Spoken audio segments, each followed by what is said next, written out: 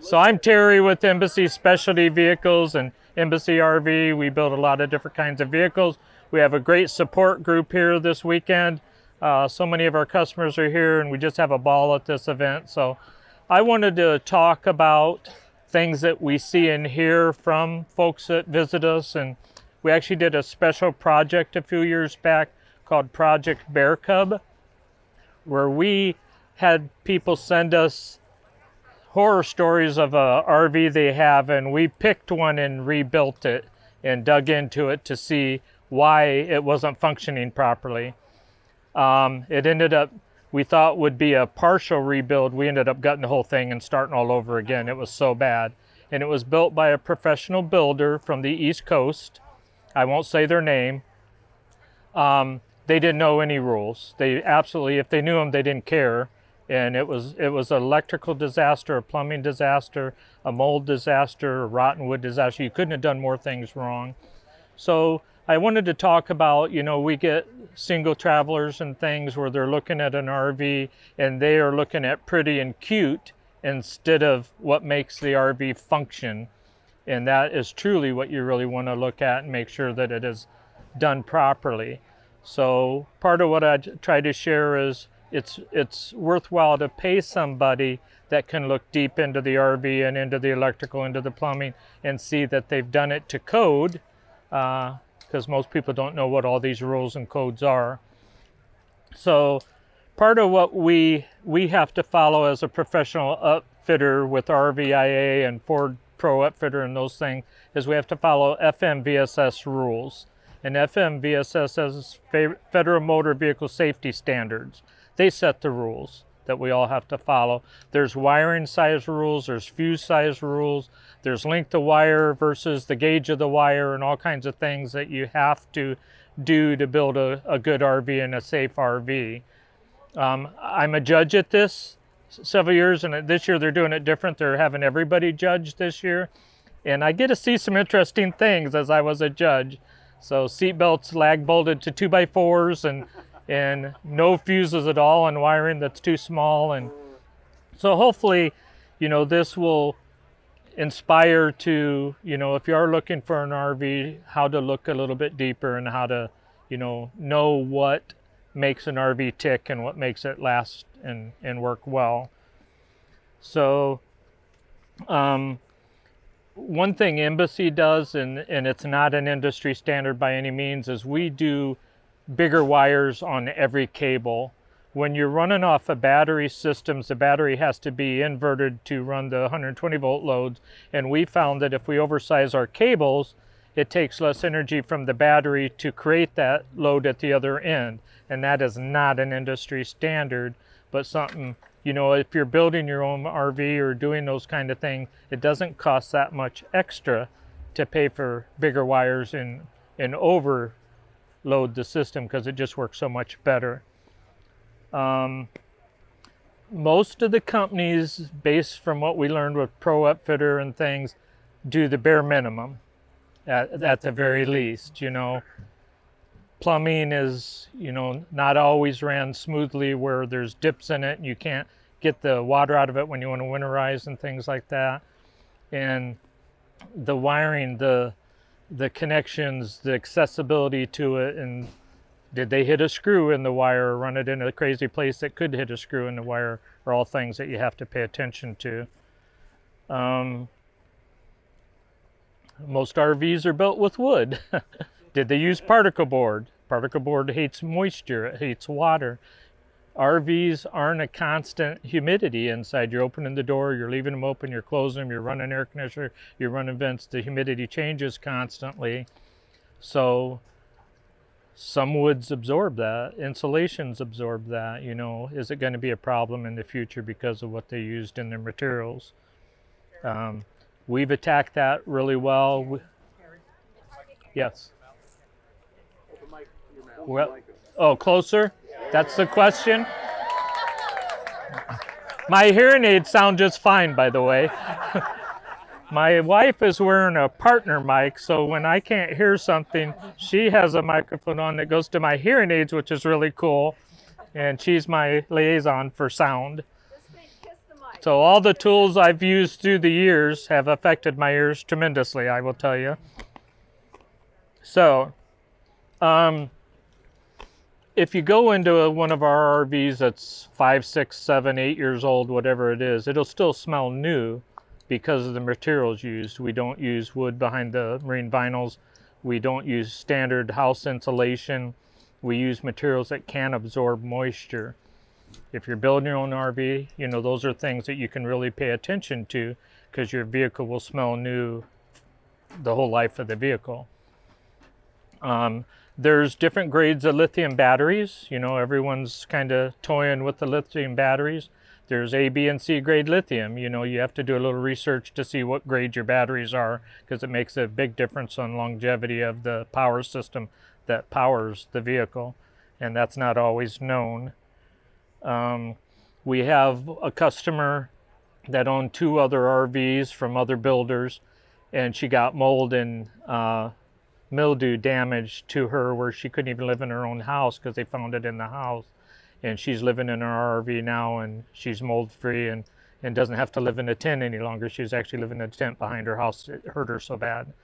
So that's the result of not paying attention to some of these things that are so important in an RV. Is it can damage your health. And as we all get a little older and we're enjoying these travels, you know, our health is a key thing for us. So,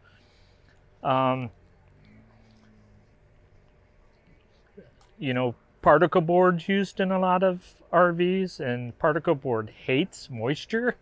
It doesn't like screws. It isn't a good screw retention product. So they usually will wrap it, make it look like wood. You have to know, you know, what is the core. You can usually find a spot where you can see that it's actually particle board that's used as a core. It's heavy. You know, we all have GVWRs we're trying to battle with and get as much in the RVs as we can and still have some carrying capacity. So, you know, that's kind of a tough thing in an RV to use.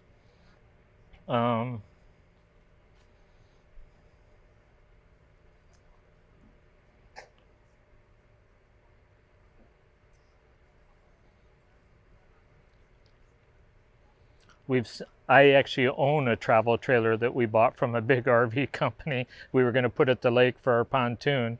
And Mike, so I'm a builder, and I thought I was a pretty good buyer too. This thing is the worst thing I've ever owned in my life. It's got cheap plumbing for garden hoses as the plumbing, and it actually burst on me once, and you're walking through a puddle of water. There was hole saws of wood in my furnace. Once I started digging into it, because I had some serious issues, I dug deep, and it's like there was wood in my furnace, my LP furnace, that just blew my mind. So now I want to sell it, but I'm a guy that has to fix it before I can sell it, because I couldn't possibly sell this to somebody in good faith. But, you know, even I got taken one time by a professionally built RV, so it can happen. Don't buy one in the dead of winter when it's 10 degrees outside is the moral of that story. So I don't know if there's any questions of folks that, you know, are thinking of buying or building or doing anything with their RV. You know, I'd be glad to answer them. Yeah, I have a statement and a question. For someone, most of us already have vans here. And when I had a bad issue with going to one, I did my due diligence. I went Better Business Bureau, Yelp, beautiful website, article in the paper, all the rest, and I ended up having to spend thousands and thousands of dollars to fix some improper things like smelling of burning wires or water pouring through where they put the air conditioner in, etc. And so even if you do your due diligence, how do you choose a builder? Because so many, they're not really certified. There's no certification. Any ideas? You know, one thing, Ford had a program called Ford QVM, Quality Vehicle Manufacturer. They changed it later to Ford Pro Upfitter, where Ford deals direct with the big manufacturers now. When they stopped Ford QVM, we hired the head of Ford QVM that ran that for 34 years. And he was able to share with us some things that he wasn't able to share prior to that, because now we hired him. And even some of the big builders, like I say, RVIA, and I hate to say this, but everyone knows when they're coming. And you clean up, usually they clean up their act a little the day they're there. It's not that way all the time. And it's a known thing in our industry, you know, but a good quality builder that cares about the customer will not have a ton of horror stories in social media, first of all. So I know social media is a great source now to kind of weed out and say, do I see a lot of these kind of things with that builder? But there's also folks that will do a complete inspection. I think they're around $1,200 or something like that, where you can hire somebody that's a professional inspector that would go to that for you before you buy it and actually do a complete and thorough inspection, and that's all they do for a living. Usually the inspectors have been service guys for RVs, and they've seen just about everything you could throw at them, and they know where to look and how to look and those sorts of things. We've had customers get our vehicles inspected, and they send back, you know, glowing reports that they've never seen anything this quality before, because we pay attention to every aspect of the build. There's other good builders. I mean, there is, you know, we're not going to build every RV in the world. That's a given, but and you tried your best, it sounds like, to do everything you could do, but you're not necessarily probably electrical inclined. You wouldn't know what gauge wire. This particular fan on the Bear Cub project, they ran 2-aught battery cable to the driver's pedestal, which in a Ford, that's where the batteries are. They took a body saw and cut a tongue, we call it, in the metal, and they bent that tongue down and ran that 2-aught cable through without any protection, connected it to the battery with no fuse. That's a vehicle getting ready to burn down. Part 2 of that is Ford QVM and FMVSS says we can't cut a hole, we can't drill a hole on that pedestal. It's against the rules. That pedestal's been pull tested, and the minute you tamper with it, you would have to re-pull test that vehicle. So you're not allowed to cut a hole in it, and that tells me this vendor or upfitter didn't know or didn't care about those rules, because they didn't. We have to have a fuse within 18 inches of a power source. That's the rule.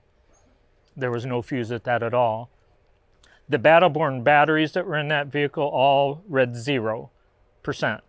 So I went in on a Saturday, because I wasn't familiar with Battleborn. We don't use that brand. And I pulled them out one at a time and put them on my bench, and they were all 13.8 volts. Lithium batteries are smart enough to know when to give up and shut down and say, I'm not doing this. And they just didn't do it.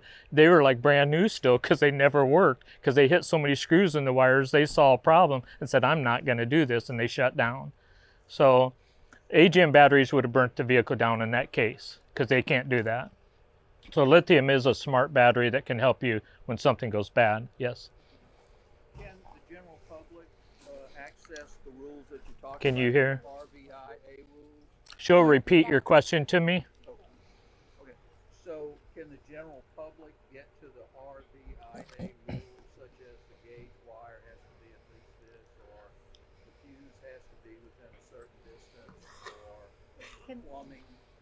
Can the general public access The wiring chart? RVIA, regulations and to know what's... There are a lot of folks post those. What I do, we do so much yachting materials. A yacht wire code is more stringent than an RV's, because you got to jump in shark infested waters when you do something wrong. So what we do is we go by the yachting wire codes, and they are higher than the RV code. So if you do that, and there's charts you can get on that online and things that show you on 2-aught cable with a 150 amp fuse, for instance, you can only go 15 feet with that before you exceed the code. And that's what these charts will do for you, is they will tell you you can go this far with this fuse on that size wire, no more. If you exceed that, then you're not following the code. So we have all those charts. We have 2 engineers full time. We went a little bit further, FMVSS rules change from time to time. We hired a guru that lives and breathes FMVSS. It's all he does for a living. He goes to every meeting, he goes to every seminar, and if there's any changes, he has a meeting with us and he teaches us what that change is, because it's even too much for us to keep up with on a daily basis. So, you know, those resources are out there for everybody. You just have to find them. And we do a lot of investigation on our behalf to make sure that we know what the code is today, so we don't do anything that, but because we're exceeding it, we usually don't have to make any changes because we've already exceeded that code. But it's a good question, but you can find those. Yep. Yep, over here. So, where is the best place to find the inspector? Where is a good place to go? Is there a place that has certified, a list of certified inspectors that you can? Where's the best place to go to find inspectors? You have to get closer. Where's the best place to go to find the certified inspectors? I think there's certified RVIA inspectors. I think, you know, as big as this group is here, there's probably people here that have done that. I'm sure inspectors are graded also, where there's ones that do a better job than others. So social media, again, is a great, you know, we're living in a world that you can get about every answer. But again, do your due diligence and maybe check into them a little bit and see, is there, well, I paid for this inspector, and then after I got my vehicle, I found there was all kinds of things wrong. I wouldn't want to use that guy, you know. So you have to work a little bit and dig a little bit deep, but there's a lot of resources. You can go to Good Sam's Club, some of the big magazine kind of things. They do a lot of that research for you. So there's some really good RV avenues to find and go to that are trusted sources. I wouldn't go to an RV dealer and ask that question, because they're going to have one that does it for them. You know, you want to have somebody truly independent. And usually those kind of sources, Good Sam's Club's probably a really good source for good information. They've got a pretty good network.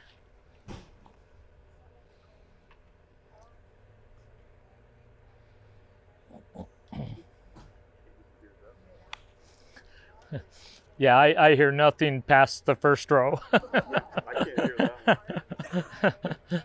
And I am horrible at reading lips too, by the way, so I'm in trouble. Someone told her that RVTAA has a list of inspectors. RVTAA. RVTAA has a list of inspectors, we're being told. No, she's right? asking if someone told her, and she's wanting to verify that. I have not ever, I should have hired an inspector for myself for the travel trailer we own, but yeah, I've never hired one. What is the RIV that you're talking about? RVIA, Yeah, that. that's a recreational vehicle inspection agency that everybody, RVIA, Pro Upfitter, Sprinter, Pro Program, Stellantis' Pro Program for Upfitters, everybody preaches FMVSS. The Federal Motor Vehicle Safety Standards is who sets the rules to keep people safe. When we are RVIA, and we're approved, every one of our vans gets an RVIA sticker on it, they inspect us, gosh, every other month or so, and make sure that we're using breaker panels that are RVIA certified, water tanks that are RVIA certified, plumbing. You know, there's so many, there's books and books and books that my engineers have to go through, and I've done it before myself. For one book for plumbing, one book for electrical, one book for LP, one book for air conditioning. So RVIA has taken and gathered all the information for a professional upfitter to have the resources they need to build a good RV. And then they will inspect you, and if you get dinged a couple times, they will kick you out of the program. They will fine you the first time. If you keep getting dinged on the same thing, you'll get kicked out of RVIA, and it's not easy to get back in. Yeah. Mercedes does the same thing. If you're a Mercedes professional upfitter and you don't listen to Mercedes and they kick you out, you will never, ever get back in their program. They're very stringent about that.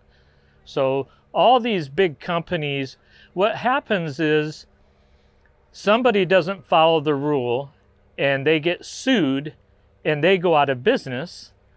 Guess who gets sued? Ford, Mercedes, Stellantis. They're the big companies that aren't going out of business, and they got sick and tired of it and said, okay, you guys gotta start following these rules, and that's what this is all based on. Jerry, a lot of insurance companies need RVIA stickers on. I know Progressive does. If you don't have it, they won't insure your van. If you're not listed in the NADA book, which I have to send reports in constantly, how many vehicles we're building each month and what vehicles they are, what VIN numbers they are and things, it's really hard to get insurance. It's almost impossible to get finance on an RV that isn't listed in the NADA book. You probably wouldn't get any financing if that. So that shows you the level of builders sometimes. Are they even in that? Does your model show up in it where you can even get financing for it? You know, those are big factors in building. So, in my case, I mean, this is an independent builder, Mm-hmm. not with any of those big companies, and I ended up suing. Mm-hmm. And is that something that you think it's time now for these independent builders to have certification? I mean, is that something that we should all look for to ask and make sure that they are certified? It costs a lot of money to get certified because you have to put a lot of resources in. To do a seatbelt pull test that we do on our vehicles just for that, you're probably going to spend $20,000 to $25,000 just to pull test a seat to put seatbelts at it in your vehicle. So none of these We spend. certified. We did on our B Plus you see over here, we did a roof crust test and pulled 14,000 pounds. We had to build a body just for this test, and then we have to destroy it. And if you fail, you're not certified for that. So we are certified for a bus rollover test because we did a bus rollover test certification on RV that doesn't demand it. The RV industry in a B Plus does not say you have to roof crush test your roof. Most RVs, putting $14,000 or pounds pulled down on it, it would crush that roof. We didn't flex because we work so hard at exceeding all those things. But now, if you do a custom job, which is different from all your other vans, would you still have it certified? Or We couldn't do it if we weren't certified. right, but you would still Yeah. do custom. We're a big enough company. We have almost 80 employees now. We build all the Salvation Army disaster vehicles. We build all the surgical instrument vehicles that repair the surgical tools at the hospitals. I've been building those 34 years. We build SWAT vehicles, homicide vehicles. We build mobile canteens, mobile commercial kitchens. We build electric vehicle we are building now that's incredible. We are very diverse. I built vehicles that scan for nuclear weapons at the border for the military. I built spy vehicles. You know, I built health department vehicles for Kentucky and pharmacies for Kentucky. You know, I've been blessed to be able to build just about anything we want to build. My engineers don't always like that blessing because they have to work really hard at it then, but we put the resources in and the money in to know we've done it right. And I still build for the same surgical instrument companies 34 years later because we're always trying to do better, and they know we've got their back and we're going to take care of them. Every vehicle they get is built better than the last one. It's not always the case. We're passionate about what we do. Our crew's passionate about what we do. And there's very passionate builders here.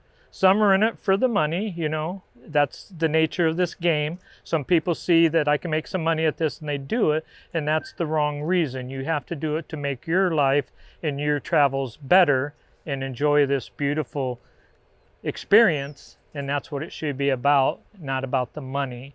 You have to invest. In our end, we have to invest a lot. Just for our fiberglass work on that B+, we spent $60,000 on the molds and the engineering to do that. You know, not everybody's capable of doing those kind of things to make sure that they do it really well. So, but I will say sometimes the small builder, and not every case, but in a lot of, I think they would spend more time sometimes trying to do better because it's so detrimental to them. If they get a bad report, they're done.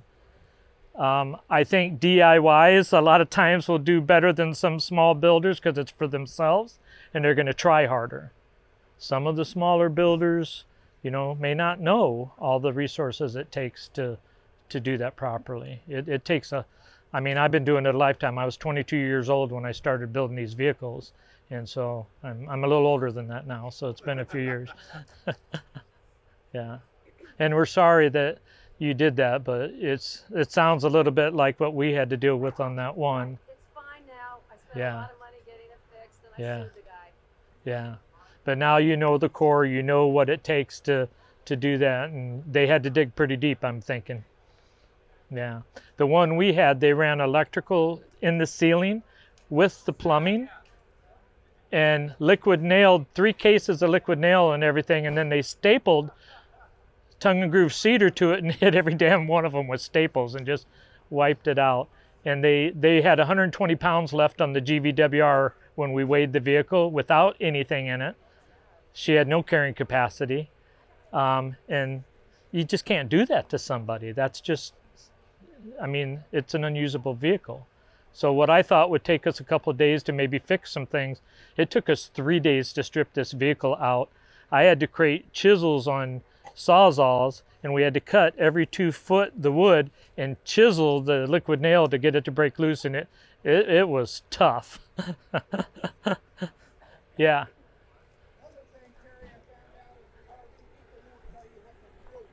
Chuck, you got to talk to her, buddy. RV people won't tell you what the real weight capacity is. We have, part of FMVSS is we have to put a federal motor vehicle gray sticker on your driver door jamb disclosing our weight. If there's not a gray sticker there, we can't even do that. We can't put a vehicle out the door that doesn't have that sticker. That is a FMVSS requirement as a completed vehicle. Technically, when we buy chassis, and we buy hundreds of them at a time, they're incomplete until we get them done. And then it's considered a completed vehicle, and as a completed vehicle, we're required by law to put a sticker disclosing weights and how much carrying capacity you have left and those kind of things on the vehicle. That's part of the rules. If you don't know the rules and you don't see the gray sticker, that would be a sign that they're not up to date. Does it actually say carrying capacity, or are there numbers that we have to, the top? Well, you know, your GVWR, if it's 11,000 and the vehicle's weighing 9,500, you can do the math on that. They don't make us say the carrying capacity always, but you have to disclose what you weighed and what the GVWR is on that sticker is the primary thing, and then you can do the rest yourself. So for somebody who wants to build their own, what are some good resources for best practices so that we don't end up holding our windshields in with liquid nail? So if somebody wants to build on their own, what are the best resources to figure out the best practices? I'm not going to give away my FMVSS guru if that's what you're asking. we have to search the world over to find these guys too. You know, you're gonna do a lot of work. You're gonna do a lot of things to find out. You might be able to find certain things out online about RVIA safety standards.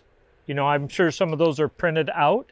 You're not going to get the big books. You're not going to get the big books we get unless you pay a lot of money again. Every one of those stickers costs us like $295 to put on your vehicle. That's how RVIA gets paid. We have to pay for each sticker, and it's got like a VIN number on each sticker.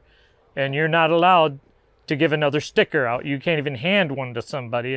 They check in inventory our stickers, because they're like gold, and it identifies vehicles that we have built and certified. Yeah. I've got one of your beads. Yeah. As far as the weight goes, Yeah. here's some people getting it weighed and worrying about it being balanced. Is that something we sort of need to do? On ours, you don't have to worry. We're within 100 pounds of balance on each tire.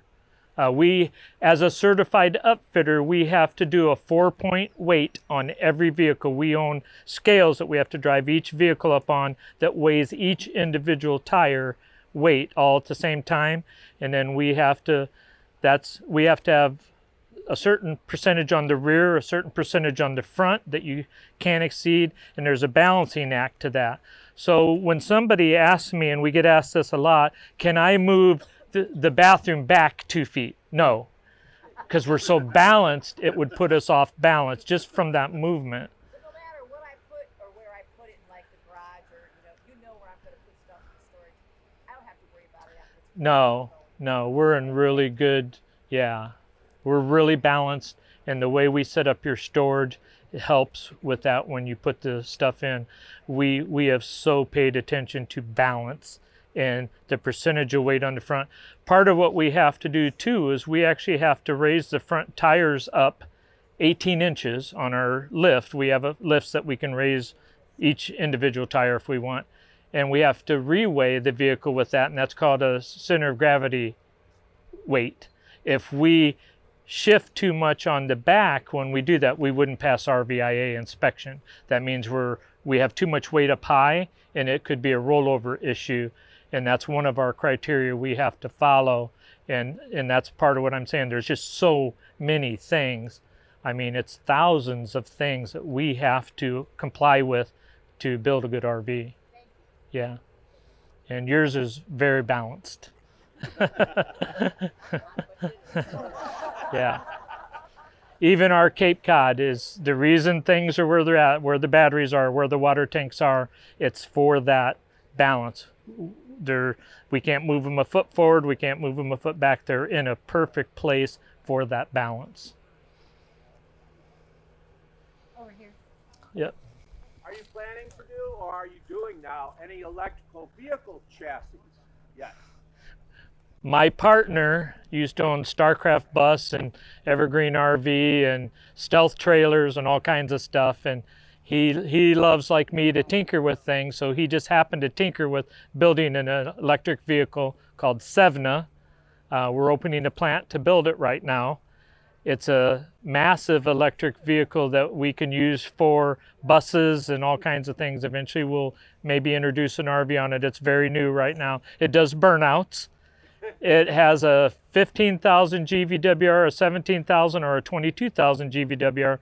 We put a 22-foot composite body on it, and they can haul gear in it, and it has a 190-mile range as a big vehicle loaded with cargo. He's working on a rotary engine to add to it, and it'll have a 500-mile range. So we have the capability to create and build things, and it's a cool looking vehicle. I mean, he spent a ton of money creating the cab of it. It's going to be pretty interesting. Thank you. Yeah. Right now, the Ford Transit, Ford got with me early on when they built the E, and they said, "Are you going to order any for your RVs?" And it has if you use the air conditioner, it has a 96-mile range. If you use the dash air conditioner. I said, the customer would never get where they're going. And I need to charge our batteries with an engine, and there's no way to charge your lithium batteries, so you would be a corded vehicle on the current electric vehicles on the vans, because there's no way to get any charge back to your lithium unless you're sitting in the sun with solar, which isn't efficient on a van at all. Solar on a van sitting in the sun, you're using more air conditioner power up than you'll ever get back from being in that sun. So with a rotary engine added to the one we're building, I can run a second alternator on that rotary engine and get the charge I need for my lithium, and that starts changing the game. So it's probably a couple years away from being an RV, but we have one. Yeah, it's really cool. If you look up Sevna, and yeah, there should be some stuff online on our, and it's probably through our website too. We have Techstar mobile kitchens. We have Feather Rock composites. We have the electric vehicles. We have quite a few divisions of Embassy where we create things for ourselves. So all my composites that are our composite subfloors in our vans are one-piece composite bonded to the metal of the van with no screws through the floor, so we don't have to go underneath an undercoat. we haven't damaged that body. It's all urethane adhesion, and we make all that. So it really helps us on our builds. Are the composites bonded with liquid nails? I don't own any liquid nail. Liquid nail is a brittle product. The van's flex. It's the last thing you want to do in your van is use liquid nail. 100% urethanes will flex with the flex of the vehicle and they won't let loose. So there's some really good urethanes that we use that do that job. But yeah, you can use it on your porch at home. It works well, the outside stuff. Yeah, but no, that was crazy. I mean, yeah. Yeah. But so hopefully it's been helpful. You know, you did experience what I'm talking about. It happens, you know. There's big RV dealers out there that are all about the sale, not about the client after the sale. You know, you got to look into that too. Some of them are about how many can I push, not how do I take care of you after I've pushed it. Right. I don't think it's funny, but he ghosted me, of course, because I took him to court. You know? Oh, yeah. And so I have all of these things, mechanical things that I don't really understand and didn't get any instruction on. So it's taken me years to figure it out, to try to figure out how things work. Is it lithium battery? Yes, it is lithium battery. What battery? Good question. It's Victron. Victron It's system. You know, it has to have a lithium battery to support that. Right, So I'm yes. not, and it could be a Victron battery. They build batteries The whole too. thing is a Victron system. So it's probably a Victron battery. And I took it to a high-end marine specialty place in Newport, Rhode Island, and Yeah. they redid the whole thing. Yeah. Cost, but Yeah. And like I say, the marine builders are very, very inspected because you're traveling on an ocean. There's no RV service centers in the middle of the ocean. So our system that we have in ours is Master Volt. Our batteries are Master Volt, our touch panels are Master Volt, our inverters Master Volt, our fuses are Master Volt, our fuse panels are Master Volt, our wiring to the touch panels are Master Volt. We created that with them. Master Volt's owned by Brunswick Corporation. Brunswick Corporation owns Mercury Marine, Motor Guide Trolling Motor, Blue Sea, Marine Co., Boston Whaler. They are just massive in the yachting world, so I chose them. We created this system with them where 15 engineers signed off on our electrical system our customers have. We have a 5-year warranty for the complete system because it's been signed off by 15 engineers. And it's married. We can remote into the vehicle and see it if they're in Europe and see what's going on with it because it's yacht. A yacht is satellite-based communication, and we have that system in our RV. That's never been done before. Everyone else has to have a Victron, a Firefly, a Battleborn, a different battery. You know, it's probably 5 or 6 different companies to achieve that task, and one may be a 1-year warranty. The batteries, if they're good, are 5-year warranty, but the fuse panels are probably a 1-year warranty. We changed that game by taking all the resources that Brunswick Corporation has in their engineering, and they now call that Fathom, and they're taking it to the RV industry. They go to shows and they talk to me. We're helping them with marketing because they'll go to a show and nobody knows who Fathom is. They're bigger than any company in this whole place. They're massive with resources and engineers all over the world that can get on the phone and help you, you know, so they have some marketing to do and they have a big marketing campaign going. But oh my gosh, it's been a game changer by teaming up with them and creating that system. And everyone will attest to that has that here, that, you know, we had 2 ladies in Idaho and the system yelled at them, and we remoted in and the system said you have a loose connection between switch number 2 and battery number 2. There's a mega fuse on the floor right there. It was a 3/8 of a turn on 2 nuts and it stopped it and it told us where it was at. Yeah. So that's where we're at, and that's the evolution that Mastervolt will bring to the industry. It's pretty cool. Yeah. Hey, Terry? Yes. Just a quick consumer tip. If you hire an inspector and the company or the dealership does not let that inspector have access to that rig to inspect it, run. Yeah. Take off. That's a big clue. That's what we call a clue. Full disclosure, I am an embassy owner, very happy. And we were getting ready to, we were looking like everybody else, doing our research and looking to get an inspector to, look at our rig. We decided after meeting Terry and getting a tour of his facility, not to even go down that route. In October of 23, we picked out our rig and we haven't looked back yet. Every time he's accessible, the VP of the company is there for you. I'm not getting paid for this. I'm just a dedicated embassy owner. I'm very proud. I just want to pass that on. I did have to sneak some tools over there and help some people out yesterday, and they, I had to do that a little under the. What's that? Yeah, but we so appreciate it. Mark, he had somebody rear end his RV in a big truck doing 45 mile an hour at a traffic light. Nothing in our RV let loose because it's all aluminum composite and bonded together with urethane adhesion and not just screws screwed into wood. And you did get hurt, it hit you hard enough that he got neck damage and things from it, but what is it? Really close. We didn't have shrapnel from that impact, which was massive, and it totaled his vehicle out, flying through and hurting him again. Oh yeah, no, I step over these cords all day long, guy. But we hate to see that happen, but it's a true testimony to a quality build. Is look at it, one that's been in an accident, and see if everything's laying on the ground. We have a lot of stories of customers driving up to Alaska with other people, and their cabinets will be not so attached after a while in the trip. And we pride ourselves in making sure that when we build something and do it, that it can handle flex. You have to understand a unibody constructed vehicle, when it hits a bump, flexes, and it's designed to flex. If you build stuff on the inside that can't flex and it needs to flex, it's not going to stay together very long. So when we do aluminum constructed cabinetry on one piece and we form it and laser cut it and powder coat it, I show everybody when you come for a walkthrough that it's allowed to flex. So it gives with that and doesn't rip it apart. And it's such a big thing.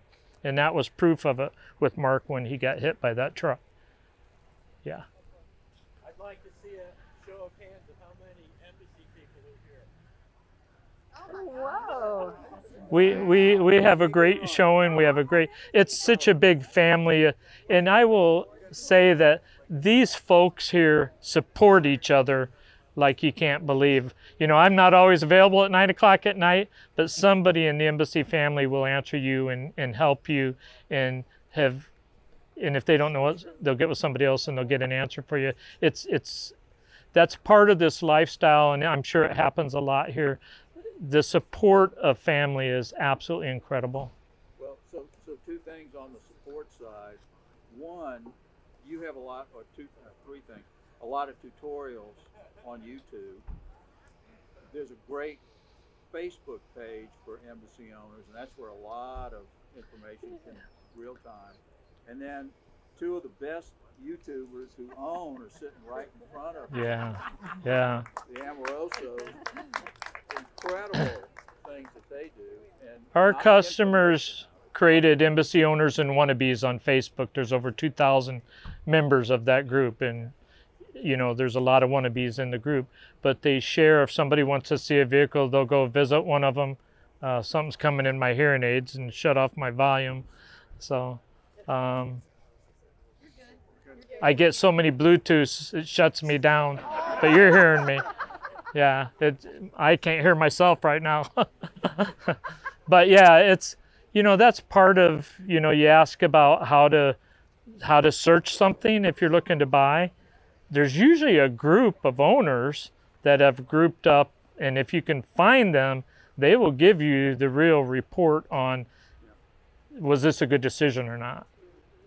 And it's Yeah. so great. I mean, I got on that group 10 months before I got my vehicle. There's so much I knew about it before I picked it up because it's out there. She was in that group for 10 months before she got her vehicle. Yeah. By the time she purchased her vehicle, she knew so much about it. Yeah. And we give videos, we give 82 videos on a memory stick to play on your TV to teach you better how to use things. I'm not a big writing person. Everybody will know I have to have other people do all that because I'm too busy.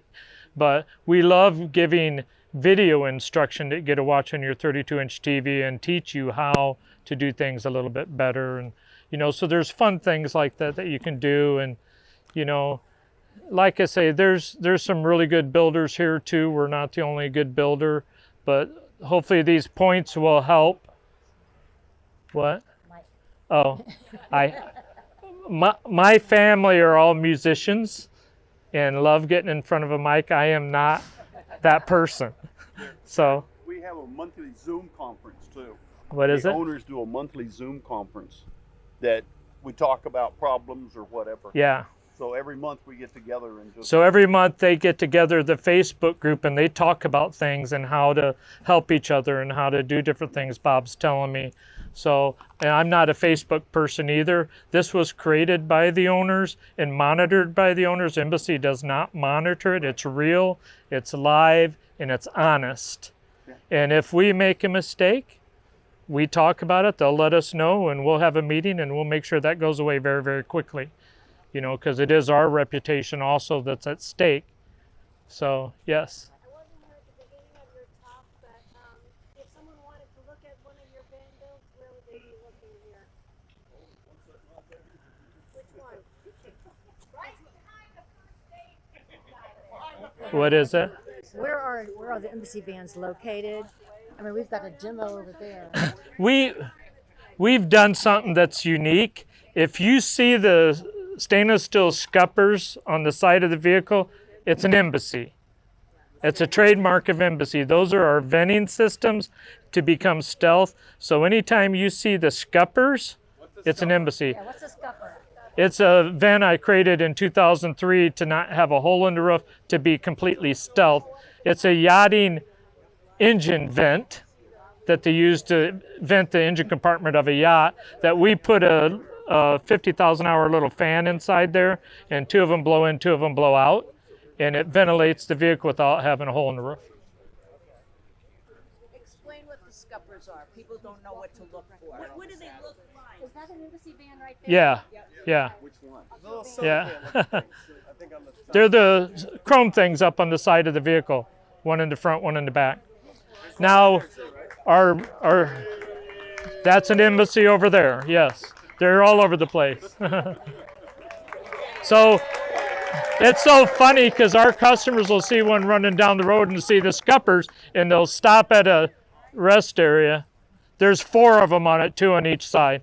So our YouTube blogger, Scott over here, our best buddy, he's got one of our ProMaster demos, and I did something different on that vehicle. We put a Max Air fan on the roof, and to create the trademark, I didn't put fans in the scuppers, but I needed to put the scuppers so they would know it's an Embassy.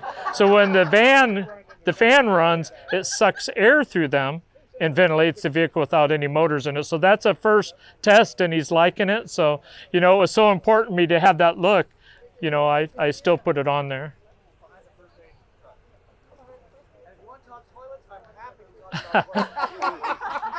He's been in a Travato all these years, and we built a demo just for him to run around in for 3 months so he could experience the Embassy travel, and he's smiling, so he's enjoying it. About the toilet yesterday. He was talking about it. He's loving it. He was talking to her about the toilet yesterday. He's loving it. He didn't want me to put that in there, and I said, you gotta try this thing, because Bob and Deb are the ones that sold us on that. Yeah, so it's fun. You know, you should be having fun in this, and the whole experience should be fun and enjoyable and not painful. And that's part of what we're talking about and what we're doing. You can tell, you know, there's a lot of joy in these travels, and for everybody to want to get together and do these things and get out of the house and get off the couch and enjoy this life that we've all earned at this age. You know, it's a wonderful thing. Yeah. Now, Scott has a unique RV. We ordered 20 ProMasters that were all extended ProMasters. We got one in that was not extended. It's a standard.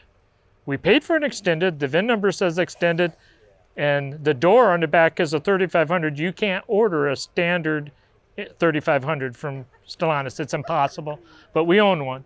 So we built it into a demo and let him run around with it, and just to show, you know, what it'll do on a shorter chassis. But we had it in production, and we didn't know till it pulled in production that it was the wrong vehicle.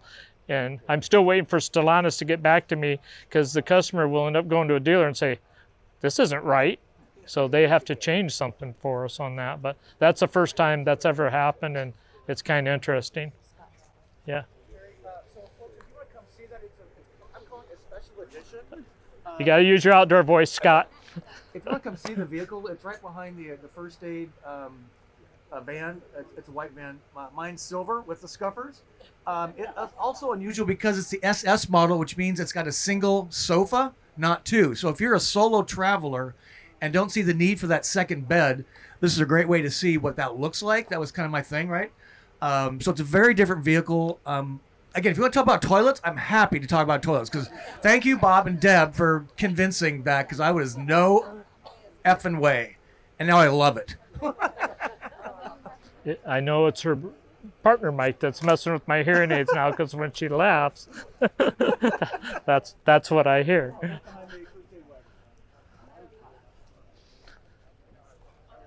All righty. I don't even know.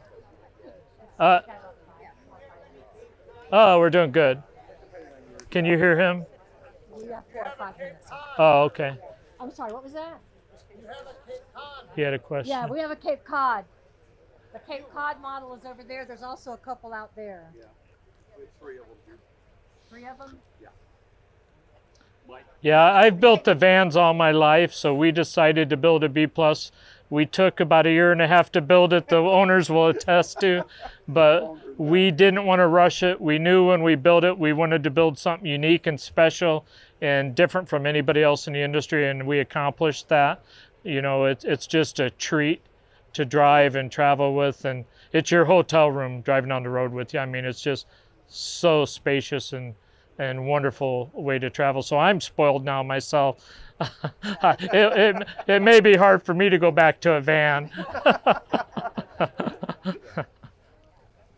But that's the joy of a builder, is I get to build things. My crew creates it after I draw it, and then I get to test it. It's a fun job. All righty. Our Cape Cod is on the other side of the pavilion for the Vanlife. You can't miss it. It's silver and cactus gray. It's a green Bronco color that we chose for the color on that one. So it's called cactus gray and ingot silver, and we have an embassy tent right beside it to highlight it, but you can't miss it. It's just right behind these vehicles here. And it's right on this road. I forget what this road is. Yeah, it's just right over here. Yeah.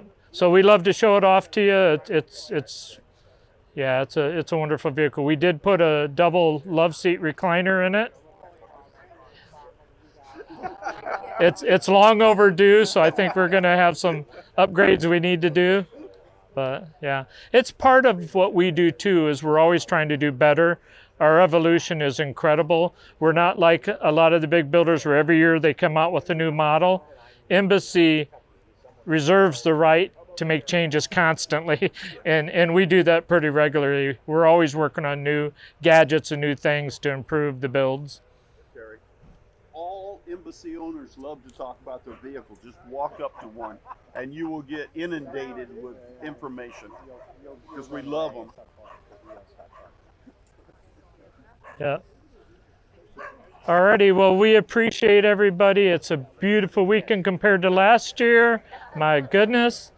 But the Cabana was a big hit, and our vendor that sells the Dreha air conditioner sold 25 of them the next week, because everyone walked into our vehicle and felt the heat it was putting out and blew them away. So yeah, it's a really good air conditioner. If you do ever look for an air conditioner, the Dreha air conditioner has a heat pump in it. It's an incredible air conditioner. It's really, really good. I just mention a little bit about the HOA stealth. He's suggesting you talk about HOA stealth. And I can't. What is it? Can you talk a little bit about the HOA stealth? Well, we've never been kicked out of an HOA. When we do the scuppers that we do and we don't put a roof air on the vehicle and we don't have all the cutouts on the side of the vehicle to give it away as an RV, our water tanks are inside. We do so much stuff inside and give access to those things so it looks more like a normal vehicle. And we have yet to be kicked out with one of our vans from an HOA. So it saves a lot of money having to pay for storage and all the other things that go along with that. The Cape Cod is not going to be HOA friendly. You will get kicked out.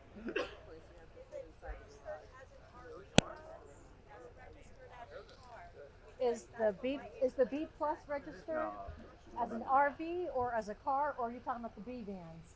The B van.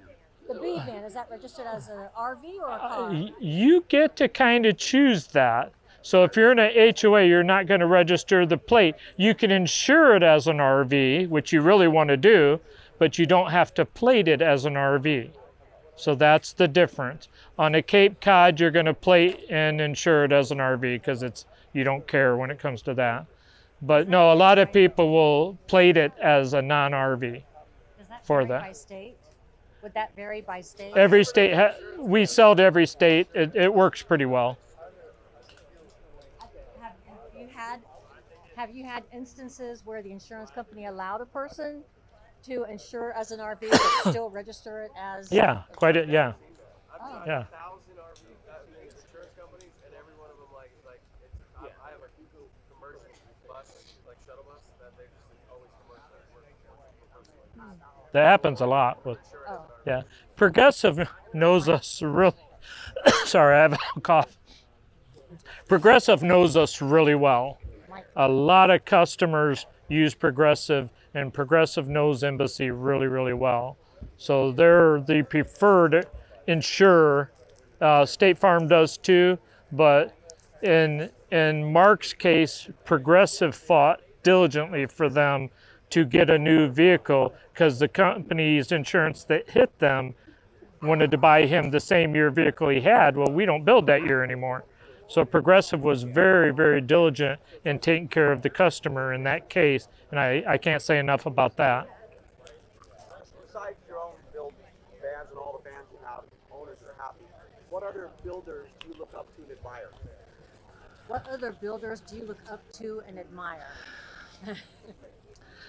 To be fair, I don't get out much. I've been stuck in the building. These are the things I get out to. I've never taken a 2-week vacation in my life other than business, and those will change for us as we get a little older now. When we design and build a vehicle, we don't look at everybody else.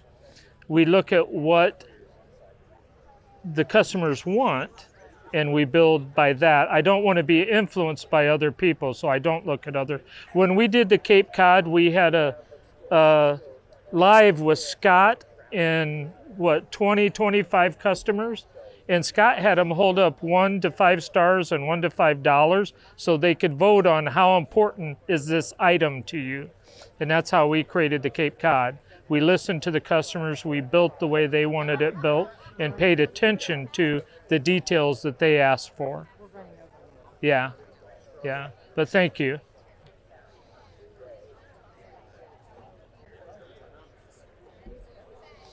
Well, thank you all. I don't have to tell you, I know you'll have a great time this weekend, so.